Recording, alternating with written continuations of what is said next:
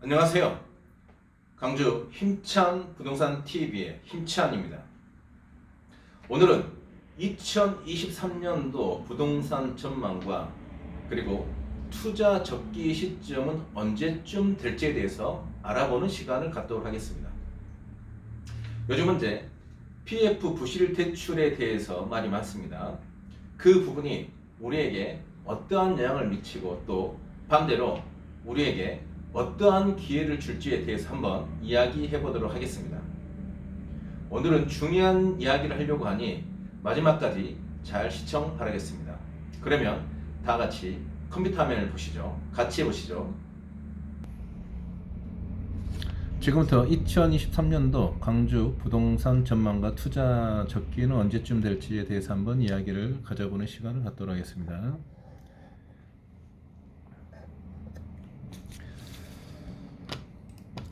지금 앞으로 제가 얘기할 부분은 PF 대출인데요.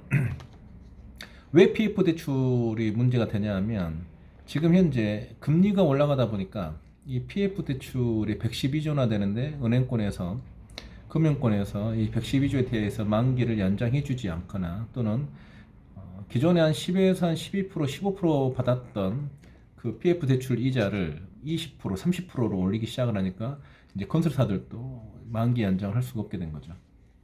그래서 PF 대출은 무슨 뜻이냐면 대부분 대출은 담보로 인해서 즉 건물이라든가 땅을 담보로 인해서 대출을 일으키는데 PF는 미래의 수익성을 담보로 하기 때문에 담보 물건이 존재하지 않습니다. 즉 사업자는 거의 몇 천만 원, 몇억 가지고 수천억의 사업을 일으킬 수가 있는 장점이 있는 거죠. 그래서 이 부분이 이제 대부분 건설사에서 PF 대출이 일어났고요. 이 부분이 이제 문제가 될 것 같은 한번 봐보겠습니다. 이 미국이 기준금리를 상승하니까 우리나라도 이제 어쩔 수 없이 상승한다는 것은 다 알고 계시죠.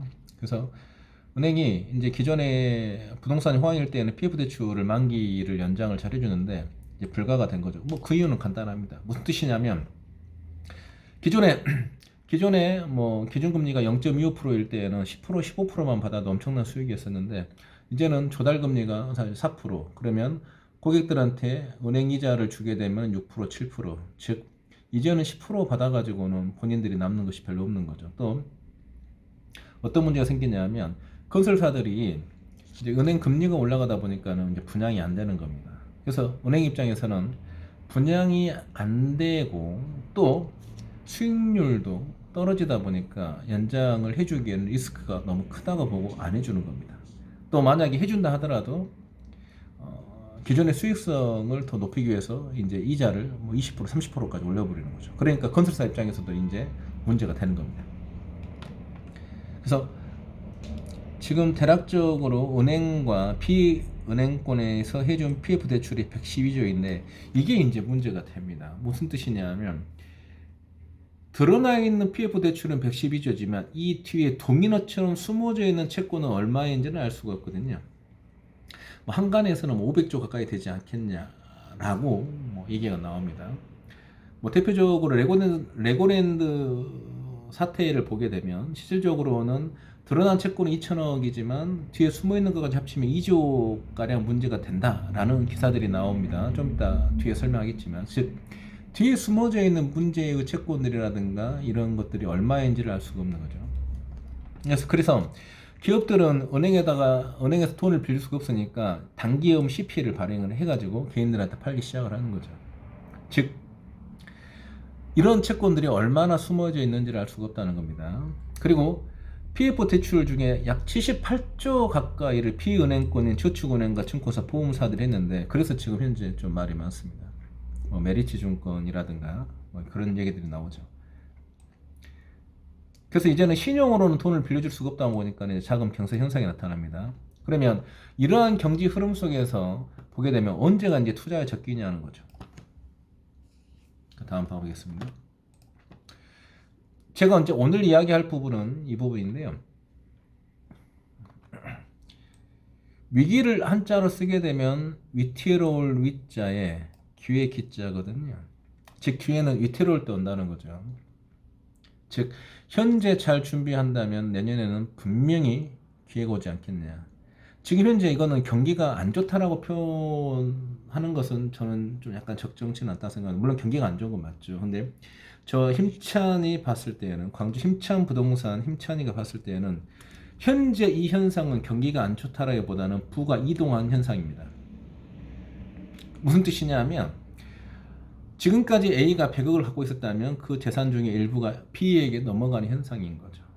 즉 부가 이동하는 현상인데, 이때 어떻게 우리가 준비를 해서 그 부가 우리에게로 넘어오게 할 것인가를 중요하게 보기 때문에 오늘 제가 이런 이야기를 하는 거거든요.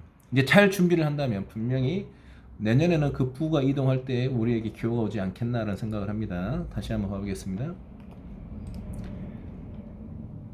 그래서 지금 미국의 금리가 지금 이제 4% 가까이 올렸고요. 이제 우리나라는 그래서 이제 따라가고 이제 3% 1% 차이 납니다. 우리나라도 계속 올려야 될 것 같아요. 이제 이 부분입니다. 이 부분이 좀 중요합니다. 언제까지 올리는지를 알아야 되거든요. FOMC에서 미국 연준에서 금리를 올리는데 그 이유는 뭘까요? 물가를 잡겠다라고 표현을 했어요. 물가를 잡겠다. 그럼 물가가 안정이 되면은 금리를 동결하거나 하락을 시킬까요? 뭐 그건 알 수가 없죠. 근데 1980년 전후로 해서 미국의 대공황이 일어났을 때 물가를 잡기 위해서 기준금리를 20% 가까이 올린 적이 있었습니다. 무슨 뜻이냐면 물가를 잡기 위해서 금리를 올려서 강제로 경제를 망가뜨리겠다라고 돼 있습니다. 즉 무슨 뜻이냐면 강제로 경기를 망가뜨려서 부실한 기업이나 어중간한 기업들은 다 부도나게끔 하겠다라는 뜻입니다. 그러면 한번 우리 주변을 봐보세요. 물론 부도나 업체들이 있겠지만 지금 그렇게 많이 있나요? 그렇진 않죠. 지금 무슨 뜻이냐면 금리가 어느 정도 상승이 멈출 때에는 부도나 업체들이 많이 나와야 된다는 뜻입니다. 즉 아직은 앞으로 계속해서 올릴 가능성이 매우 높다라고 보입니다.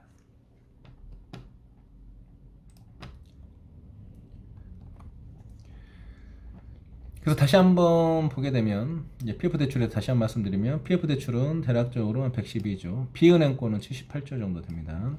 그래서 이 PF 대출 만기 연장을 안 해주니까 건설사들이 부도를 막기 위해서 자기들이 CP를 발행을 합니다. 이 CP 사신 분들 조심하셔야 돼요.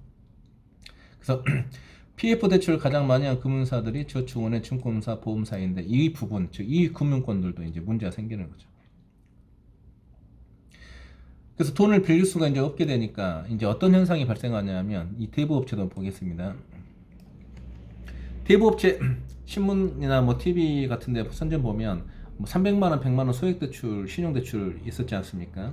근데 이 대부업체들도 이제 그러한 형태로 소액으로 분산해서 돈을 빌려주고서 리스크를 분산을 했는데 이제는 조달금리가 올라가서 신용이 나쁜 사람들에게는 돈을 빌려줬다가는 돈을 회수를 못할 가능성이 더 높아지니까 이제 이 대부업체들이 신용대출이 아닌 담보대출 현상을 띠는 현상이 나타나고요. 또 이제 2금융권 또 3금융권에서 돈을 못 빌리는 사람들이 이제 불법 4금융을 이용하는 현상들이 나타납니다. 내년부터서는. 지금 무슨 뜻이냐면 30만 원 빌려줬더니 일주일에 있다 50만 원에 갚아야 된다. 이런 식의 이제 불법 4금융 대출이 나타나기 시작하는 거죠. 그래서 이러한 현상들이 나타나고 있을 때 얘가 이제 상당히 좀 바닥에 가까워지지 않았을까 뭐 이런 생각을 합니다. 예, 좀 더 그 부분은 뒤에서 얘기하도록 할게요. 그래서 PF 대출 현황을 봐보겠습니다.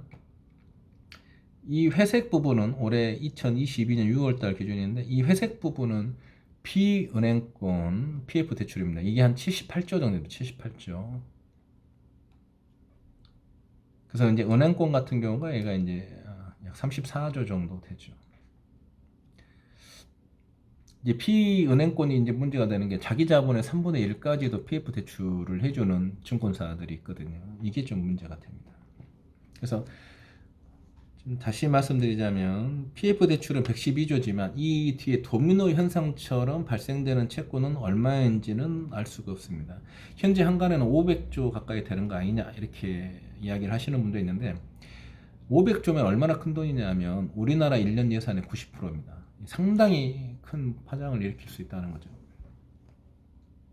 다시 말씀드리지만 이 파장이 일어나야지 부의 이동 현상이 생기게 되고, 즉 경기가 안 좋아져서 부의 이동 현상이 일어나게 되고, 부의 이동 현상이 일어나야지만이 우리 같은 사람에게, 준비된 자에게 기회가 온다는 겁니다. 그래서 저는 내년이 좋은 기회라고 생각을 합니다.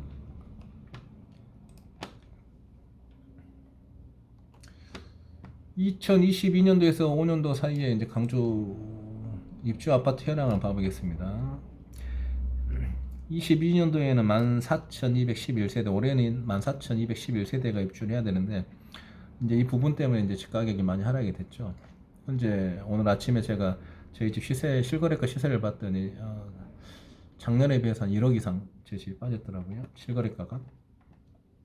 23년도에는 약 4,309세대, 그 다음에 24년도에는 5,153세대, 그 다음에 25년도에는 1,665세대. 그래서 총 25,338세대인데, 이제 이런 분들이 있어요. 이제 이거는 뭐 누가 맞다 틀리다 그거는 제가 뭐 얘기할 수는 없지만, 뭐 경기도라든가 이런 쪽 우리 강주는 틀리는 게, 우리 강주는 지금 인구가 143만에서 144만 사이밖에 안 됩니다. 그걸 계속 인구가 줄고 있고요. 광역시 중에서도 좀 많이 떨어지죠. 근데 분양률이, 미분양률이 뭐 적으니까 괜찮다라고 그러는데, 지금 현재 이미 공급은 우리 강주 시민들보다 훨씬 더 주택 수가 많거든요. 그래서 이제 나머지는 이제 투자로 이루어지는 것들이 있는데, 이 투자 시장이 이제 어렵기 때문에, 또 현재 지금 갭 투자로, 즉 대출 전세권자를 끼고 돈 얼마만 주면, 즉 5억이었으면 전세 3억 5천을 받고, 아니 4억을 받고 1억만 가지고 이제 집을 사셨던 분들이, 뭐가 문제냐면, 그때는 5억이었지만 지금은 이제 4억으로 떨어지거나 4억 이하로 떨어지게 되면 전세금도 못 돌려주는 현상이 나타나기 시작할 건데, 그게 지금 현재 수도권에서 일어나기 시작한 거죠. 그래서 주택 시장도 앞으로 좀 신중할 필요가 있어 보입니다. 오늘 제가 얘기할 부분은 이제, 저는 이제 토지 전문이고, 근데 토지에 대해서 얘기하려고 하다 보니까 이거는 이 정도만 얘기를 하고 넘어갈게요. 그래서 전반적으로 이제 부동산에 대해서 많은 문제점들이 생기고, 또 이동 현상들이 더 뚜렷해질 것이다, 저는 이렇게 보는 겁니다. 그래서 제가 어제부로 해서 제가 지금 신문 기사를 찾아봤더니, 이 보험사가 무려 112조 중에 43조나 PF 대출을 해준 거죠. 이게 상당히 문제가 됩니다. 43조가 큰 돈이지만 문제가 아니라, 이 뒤에 숨어있는 채권이 얼마일지 알 수가 없다는 거예요. 100조일지 200조일지 알 수가 없다는 겁니다. 터져봐야지 알거든요.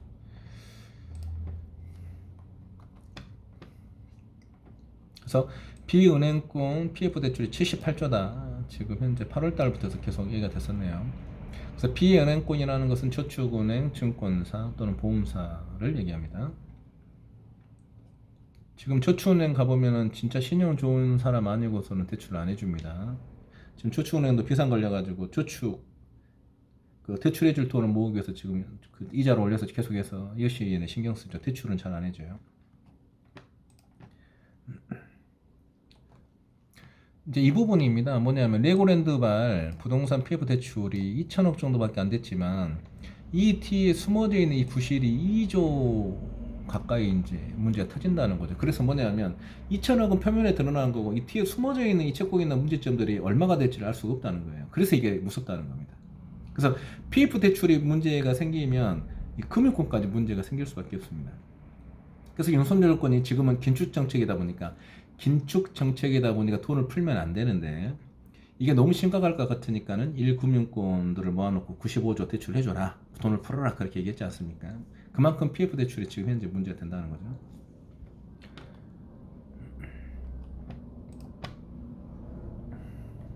이 금융감독원도 얘기를 했는데, PF 대출 리스크 관리 소홀한 금융사 조치를 해갖고 어떻게 한다는 걸까요?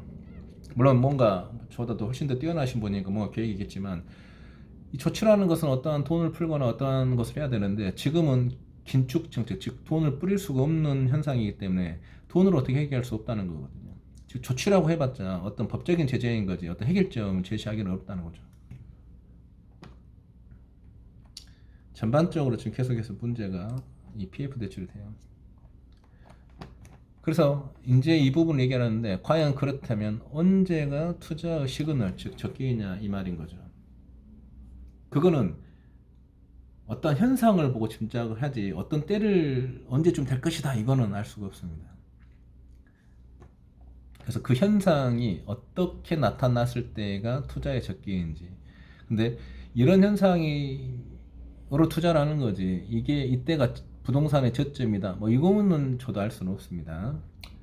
그래서 뭐냐면 내년이 될지 언제가 될지 모르겠어요. 아마 내년이라고 저는 생각하지만 나라에서 제조업이나 또는 부동산에 대해서 부양 정책, 이렇게 정책을 펼쳐서 정책 자금 뭐 몇 조를 풀겠다 이런 것들을 발표할 때가 있을 겁니다.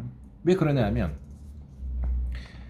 우리나라는 경제를 크게 두 가지로 나눠보면 제조업과 부동산으로 나눠집니다. 약 제조업이 70% 정도 되고요. 부동산이 30% 정도 되니까 이 부동산을 무시할 수 없죠. 제조업이라는 것은 뭐 삼성전자, 하이닉스 반도체 이런 쪽이 제조업인 거죠. 그래서 우리나라는 경제를 살릴 때에는 이 두 가지 정책을 펼쳐서 다시 살릴 수밖에 없거든요. 그러면 이 정책을 하겠다라고 발표하자마자 뭔가 변화는 없겠지만 2년 뒤에는 이제 효과가 나타나기 시작합니다. 대표적으로 예를 들어보면 IMF 때 김대중 대통령께서 IT 산업을 키우겠다 해갖고 이제 그 당시 때 막 수천억, 막 몇 조 이렇게 풉니다. 1년은 뭐 별 볼일 없었지만은 한 2년 정도 지나기 시작하면서 이제 엄청나게 그 주가도 많이 오르고 또 기업들이 빚을 발했지 않습니까? 지금 무슨 뜻이냐면 내년에 제조업이나 부동산에 대한 어떤 부양 정책을 펼치겠다고 하고 정책 자금이 나왔을 때에는 한 2년 정도를 보고 기다린다면 좋은 기회지 않을까 싶거든요. 그래서 만약 투자가 들어간다면 한 3, 4년 정도는 내가 기다리겠다는 마음으로 들어가면 되게 좋지 않을까. 또 두 번째는 금리를 인하하는 것은 아마 FOMC에서 좀 힘들지 않을까라고 제 개인적으로 생각으로. 왜냐하면 인하를 했다가 다시 그걸 보고 물가가 다시 올라가기 시작한다면 이제는 파월은 이것도 아니고 저것도 아니고 금리도 못 잡고 금리는 금리대로 올리고 물가는 물가대로 못 잡았다는 그런 오명을 쓸 수가 있기 때문에 금리를 인하하겠다 이거는 좀 약간 힘들 수 있습니다. 그래서 동결만 가더라도 상당히 좋은 현상이다 이렇게 보입니다. 그래서 이 세 중에 최소한 두 가지 이상만 일어나줘도 좀 투자에 적기이지 않을까. 세 가지면 더 좋고요. 다시 정리하면 제조업 부양 정책 또 부동산 부양 정책을 펼치면서 정책 자금 풀어야 됩니다. 그 다음에 세 번째로는 금리가 동결되는 현상. 인하는 조금 시간이 걸릴 것 같고요. 그래서 이런 현상들이 나타났을 때 투자의 적기라고 보고 최소한 3년, 4년, 5년 이상 내가 묻어두겠다 이렇게 생각을 하고 투자를 들어가는데 그렇다면 어디에다가 들어가는 것이 좋겠냐는 거죠. 그래서 이제 광주 힘찬부동산에 저 힘찬이가 생각을 했을 때에는 몇 가지를 한번 생각을 해봤습니다. 그 다음 장을 봐볼게요.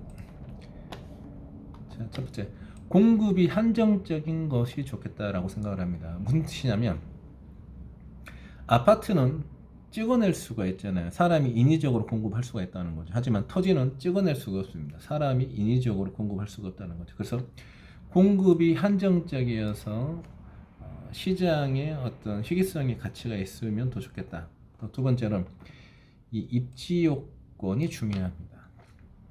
입지 요건. 이 입지 요건에 대해서 한번 말씀을 좀 이해를 돕고자 제가 위성 사진을 한번 보면서 얘기를 해보겠습니다.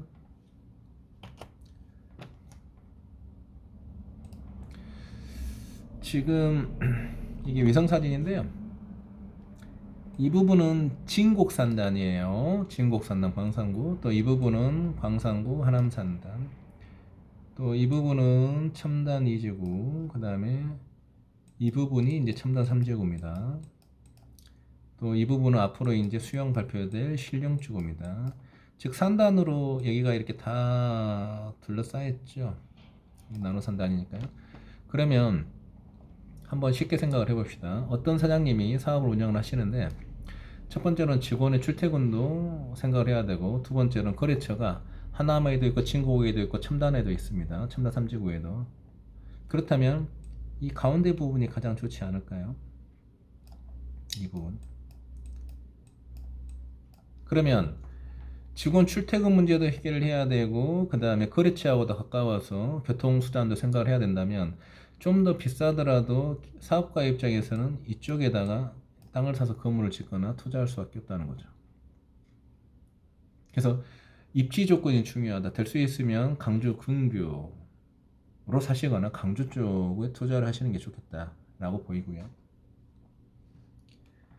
다시 파워포인트로 넘어가겠습니다.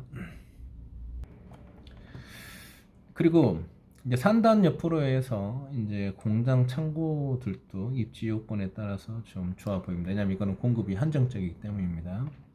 그 다음에 강주 근교로 샀을 때는 광주 쪽은 계획관리 사시는 거 신중해야 됩니다. 강주 근교로 했습니다. 강주 근교는 담양, 나주, 장성을 얘기하는데 이 계획관리 지역도 좋아 보입니다.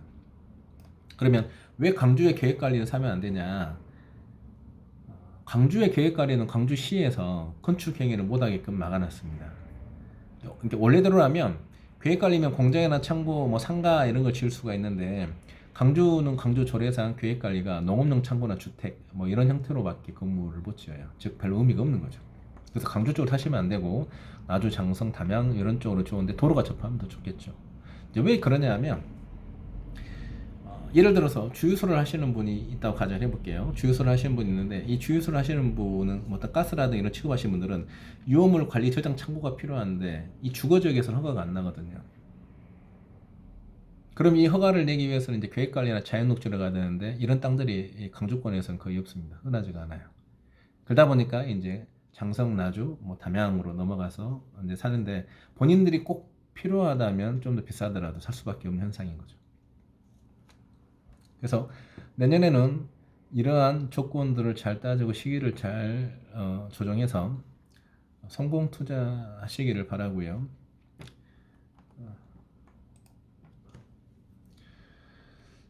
시청해 주셔서 감사하고요. 저는 강주 힘찬 부동산의 힘찬이었습니다. 감사합니다.